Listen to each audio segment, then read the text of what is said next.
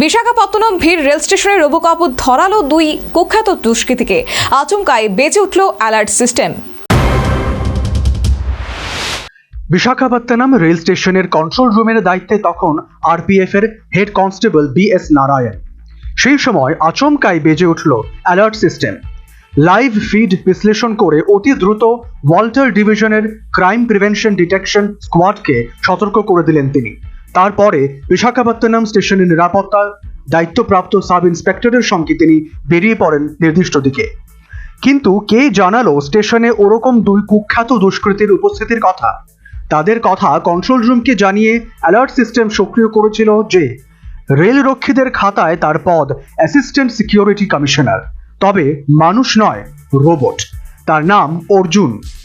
East coast railway জোনের বিশাখাপত্তনম স্টেশনে রেলের রোবোকপ বা রোবট পুলিশ অর্জুনের এমন সাফল্য রেলের কর্তাদের উৎসাহ বাড়িয়েছে।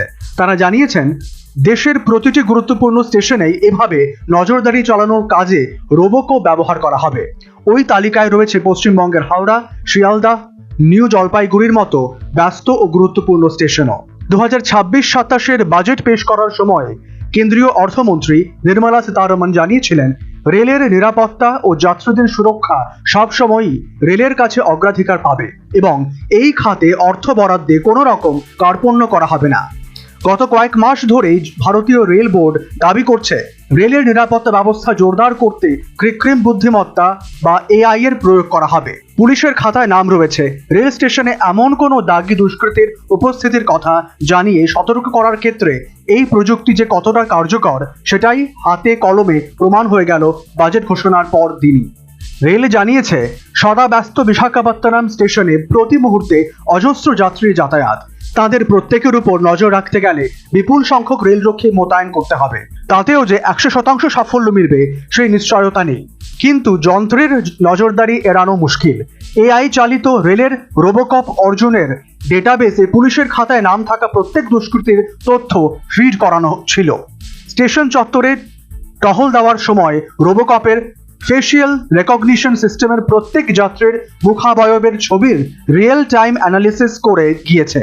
অর্জুনের ডেটাবেসের সঙ্গে হরপা শিব এবং বাঙ্গারুর মুখের ছবির বিশ্লেষণ মিলে যেতেই সে সতর্ক করেছে কন্ট্রোল রুমকে। জানা গিয়েছে, এদিন বেশ কয়েকজন যাত্রীর ভিড়ে মিশে অর্ধেক মুখ গামছায় ঢেকে দাঁড়িয়ে থাকা দুজনের সামনে গিয়ে মুখের ঢাকা সরাতেই তারা প্রথমে পালানোর চেষ্টা করে, কিন্তু রেলরক্ষীরা তৈরি ছিলেন। সঙ্গে সঙ্গে পাকড়াও করা হয় দুজনকে।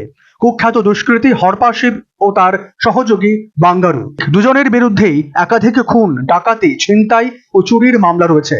স্থানীয় পুলিশ দীর্ঘদিন ধরেই তাদের খোঁজ করছিল। দুজনেই বিশাখাপত্তনম স্টেশনে এলেও তাদের কাছে কোনো টিকিট ছিল না। রেলরক্ষীরা দুজনকেই রেল পুলিশের হাতে তুলে দেন। National bureau report, News vanguard.